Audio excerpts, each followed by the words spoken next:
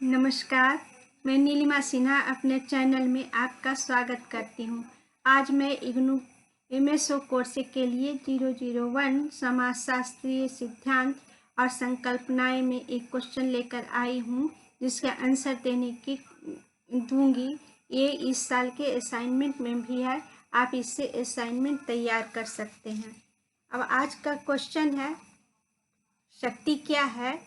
शक्ति प्राप्ति के साधनों की चर्चा करें। शक्ति क्या है? शक्ति के साधनों की चर्चा करें। What is power? Discuss the instrument of powers. इसका आंसर दे रही हूँ। प्रत्येक देश या व्यक्ति अपनी शक्ति को न्यायसंगत बनाने के लिए अनेक प्रयास करता है।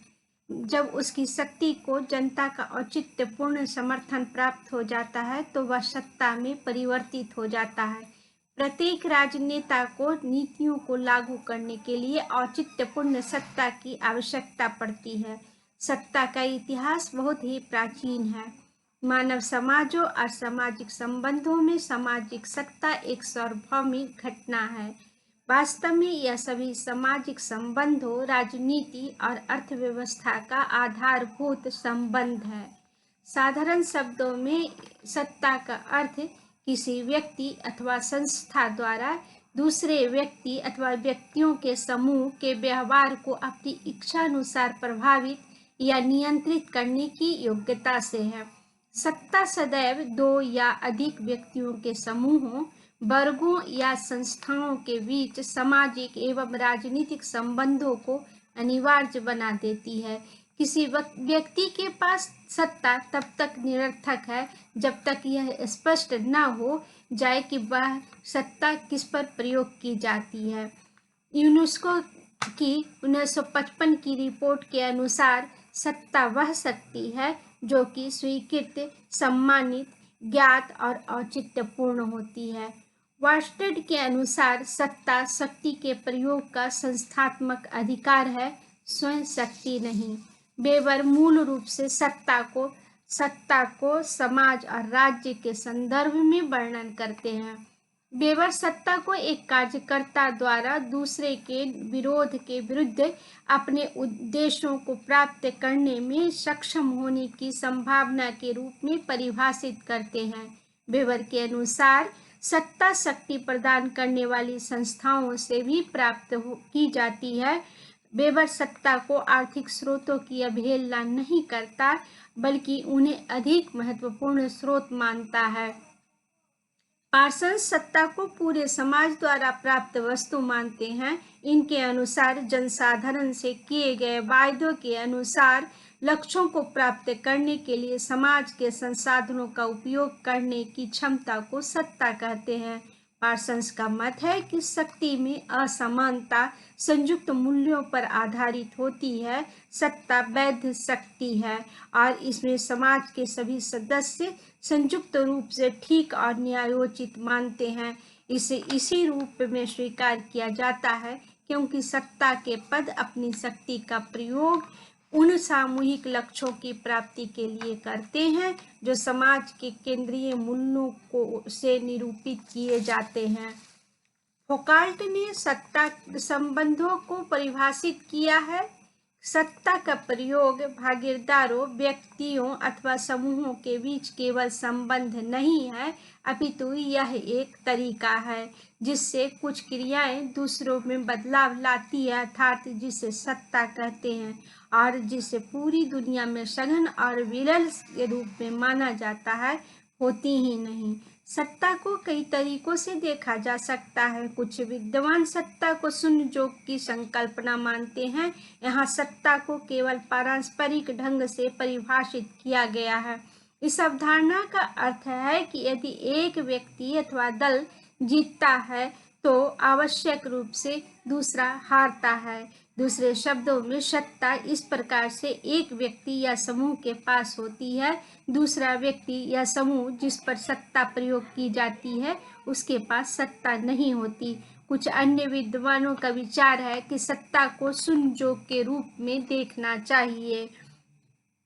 पार्सन्स के अनुसार प्रत्येक व्यक्ति या दल सत्ता की उस हद तक भागीदारी करता है कि दोनों को लाभ होता है। इस दृष्टिकोण से सत्ता को पारस्परिक सम्मिलित उद्देश्यों के रूप में देखा जाता है। अतः सामाजिक सत्ता को अलग अलग ढंग से परिभाषित किया गया है। सत्ता या शक्ति को व्यक्ति या समूह की दूसरे के व्यवहार को नियंत्रित करने, प्रभावित करने अथवा उसे तोड़ने मरोड़ने की क्षमता और उस पर अपनी इच्छा लादने की योग्यता को कहते हैं, भले ही दूसरे सहयोग करे अथवा नहीं। सामाजिक सत्ता दूसरों को प्रभावित करने अथवा दूसरों से प्रभावित न होने की क्षमता भी है। जिसके पास सत्ता होती है वह दूसरों पर अपनी इच्छा बलपूर्वक लादता अथवा थोपता है। धनाढ़, बाहुबली, प्रतिष्ठित, बुद्धिमान, सक्षम लोगों के पास दूसरों को प्रभावित करने के अधिक अवसर होते हैं। सत्ता के पारंपरिक, चमत्कारी, कानूनी, तार्किक भेद भी हैं। सत्ता के साधन। सत्ता रखने, लागू करने या प्रयोग करने के 3 उपकरण या साधन हैं: दमनकारी सत्ता, प्रतिपूरक सत्ता और अनुबंधित सत्ता।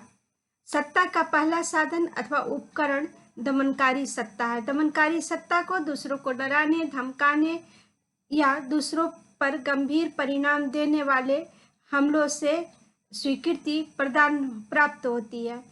अर्थात जहाँ व्यक्ति अथवा समूह पीड़ादायी अनुभव से गुजरता है तो वह वस्तुस्थिति को स्वीकार कर लेता है। इसमें किसी भी प्रकार का कार्रवाई, दंड, संसाधन अथवा संपत्ति हथियाने, झिड़कने, जाति अथवा व्यक्ति की निंदा के रूप में क्षतिकारक कार्रवाई की धमकी शामिल होती है।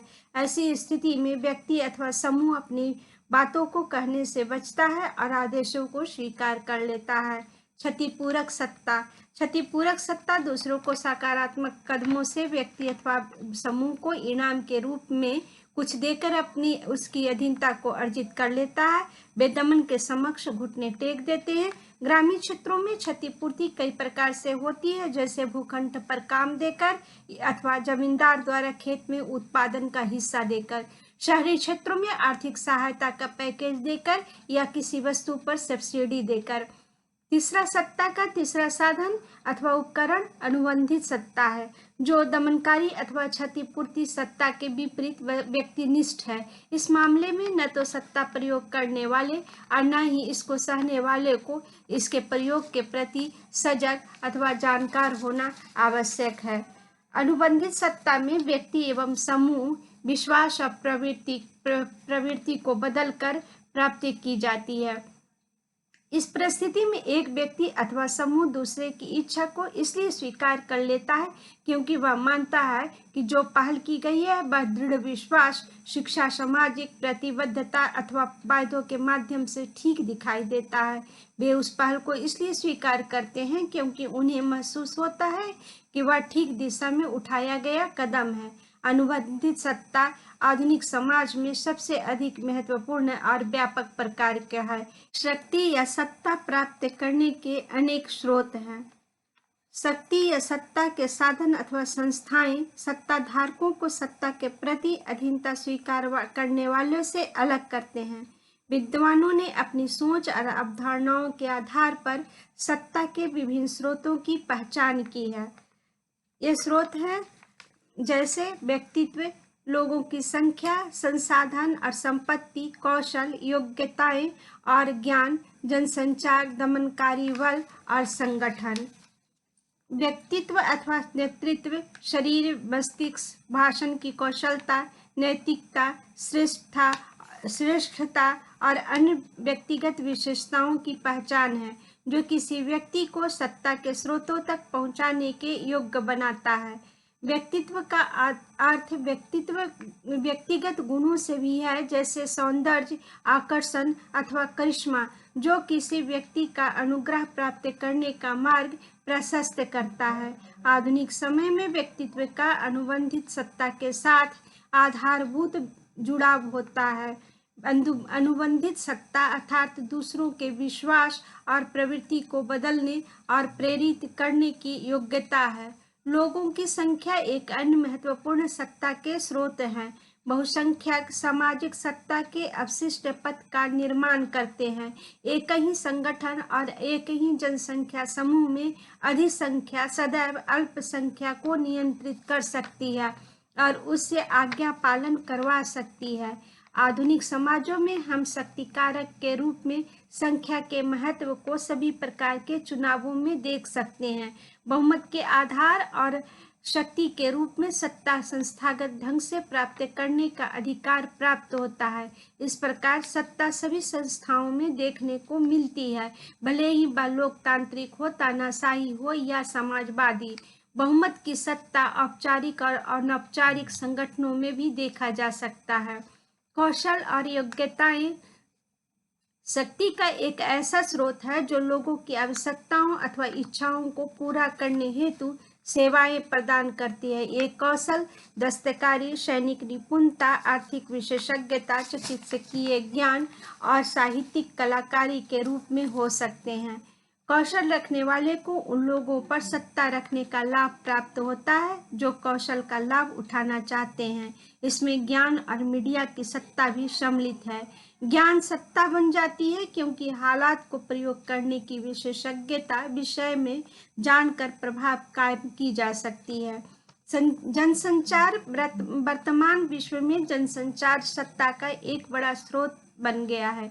मीडिया तक पहुंच रखने या नियंत्रित एवं हेराफेरी के माध्यम से सूचनाएं और संचार को प्रभावित करने, नियंत्रित करने और इस्तेमाल करने का महत्वपूर्ण ढंग से इसका इस्तेमाल होता है। उदाहरण के लिए अखबारों और दूरदर्शन में पत्रकारों अथवा स्तंभ लेखकों के द्वारा विवादित एवं महत्वपूर्ण मुद्दों पर किए अनुमान एवं विचारों का पाठकों और दर्शकों पर काफी असर पड़ता है।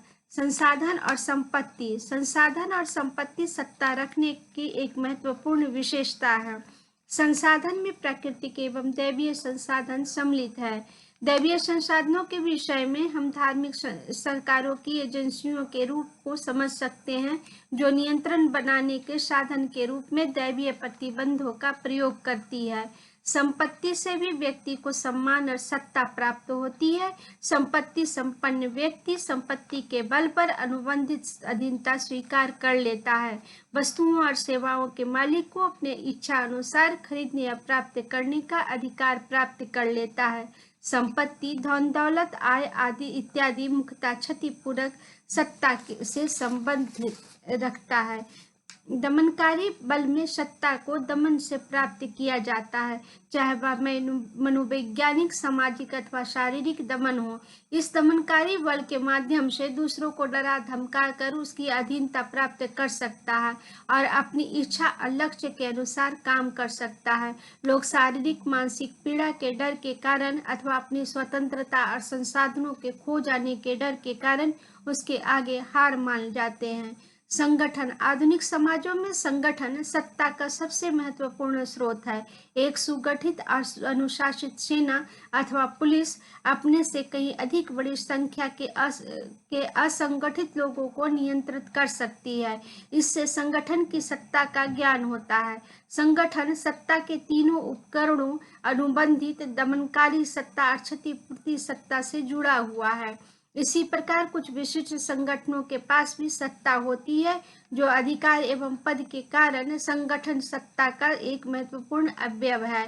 उदाहरण स्वरूप किसी संगठन के अध्यक्ष के पास अपने पद की सत्ता होती है। इसी प्रकार न्यायाधीश, पुलिस, नौकरी देने वाले, अध्यापकों और अन्यों के पास भी सत्ता होती है। इसी प्रकार कुछ सत्ता पारंपरिक अधिकार के होते हैं, इसमें औपचारिक संबंधों की प्रतिष्ठा से जुड़े होते हैं। निष्कर्षतः ये सभी शक्ति या सत्ता के स्रोत वास्तव में शक्ति को वैधता प्रदान करके इसे सत्ता में परिवर्तित करते हैं।